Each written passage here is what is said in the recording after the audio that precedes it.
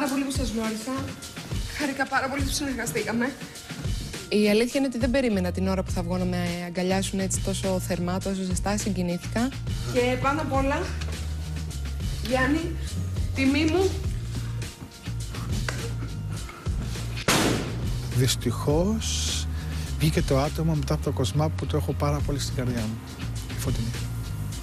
Ήταν για μένα ένα χαστούκι. Δεν είναι θέμα συγγνώμη, Γιάννη. Εμένα τιμή μου που διαγωνιστήκαμε μαζί και τιμή μου που σε γνώρισα και τα πράγματα ήταν να έρθουν έτσι. Είναι μεγάλη μου τιμή που είπε η Φωτεινή ότι μακάρι που έχασα από το Γιάννη τον Γελτή. Την ευχαριστώ, τα καλά της λόγια, αλλά θεωρώ κάνει λάθος. Δεν υπάρχουν φαβορί και outsider.